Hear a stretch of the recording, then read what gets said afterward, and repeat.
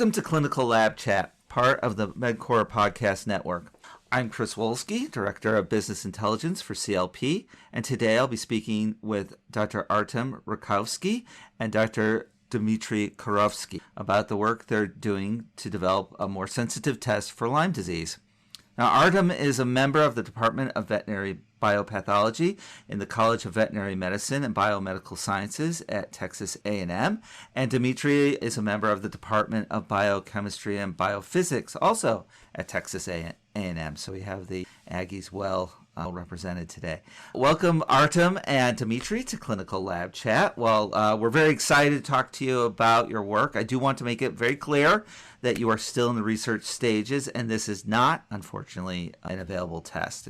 Not yet. So let's talk a little bit about Lyme disease and about your work. So Lyme disease, I think, most of our listeners are laboratorians, but for those who aren't, or those who don't work with Lyme disease very, very much, Lyme disease is really becoming a scourge for a lot of people in the U.S., mainly because it's very, very tough to test for. So what are some of the limitations of the current? I know there's some limitations for the current testing. There are tests, but there are a lot of limitations. So Artem or Dmitry, if one of you would like to just kind of outline what some of those difficulties are. Since I'm a Lyme disease expert on this project, so I'm going to start off with this.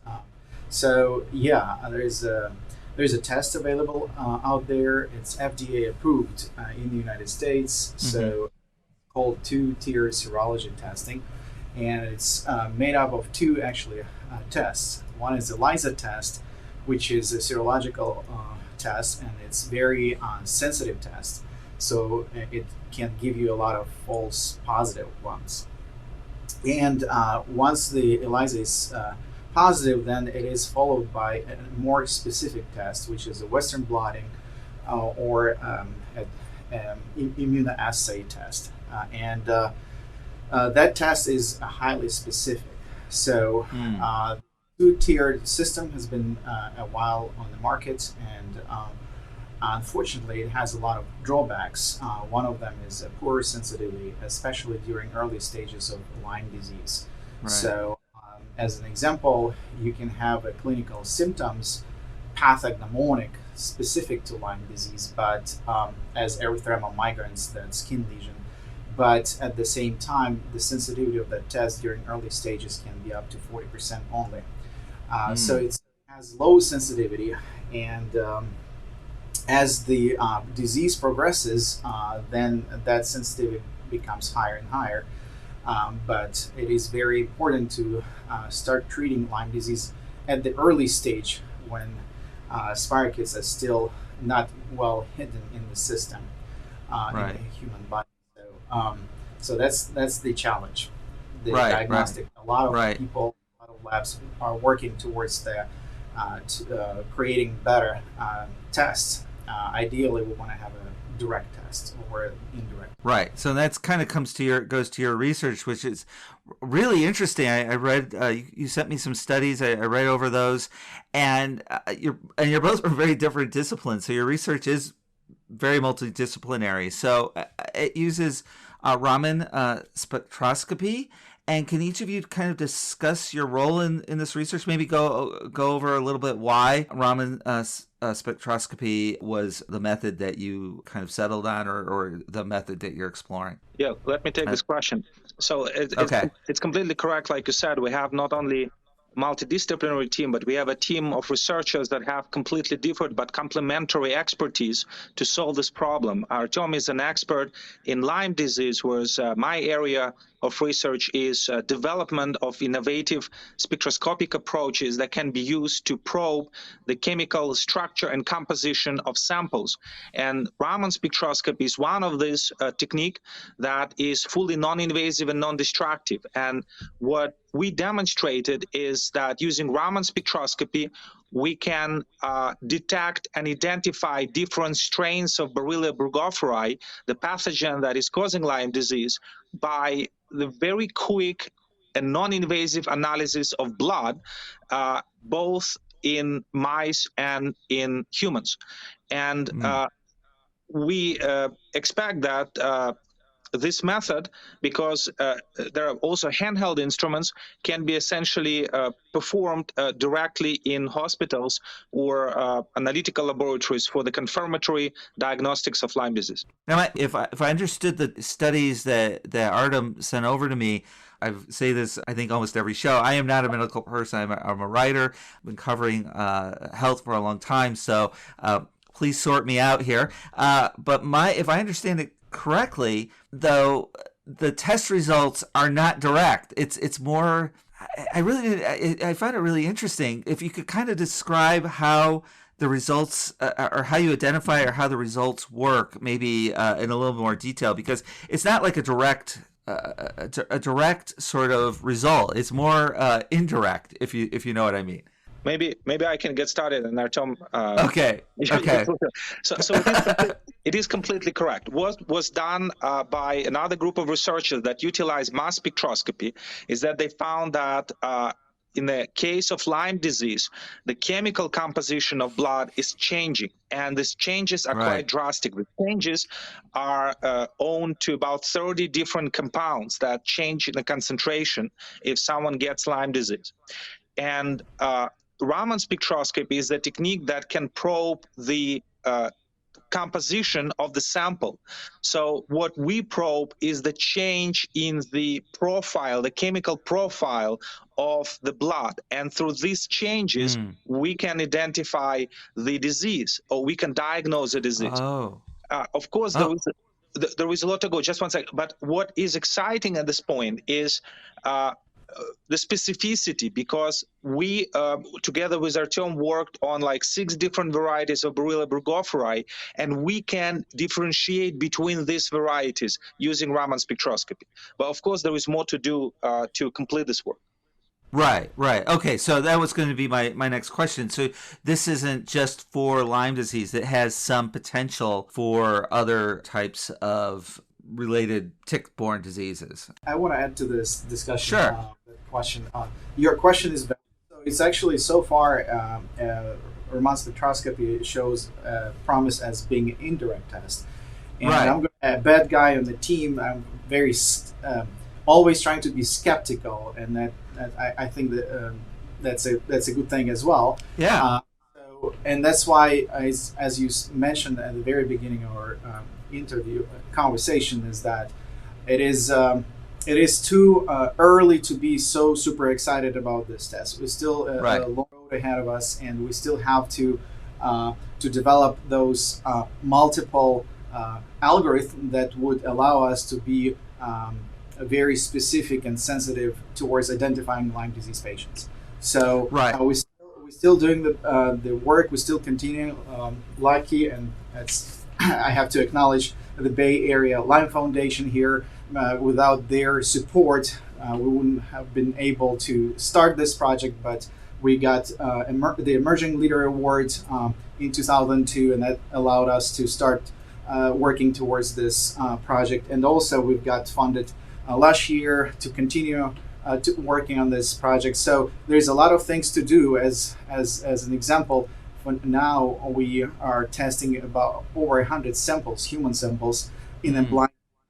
So we got those samples again, to acknowledge the Lyme disease biobank. That's a repository of clinical samples. So we got 10 samples from them, and they are all coded. So Dmitry and I do not know their status. So we don't know which ones represent LD confirmed cases or Lyme disease negative cases. So we're doing this in a blind manner to actually be more objective about the algorithm that Dmitry used to identify 90 samples in our published work. So I'm trying to be skeptical here. People get easily excited about our new test, but there's still a lot of work to do.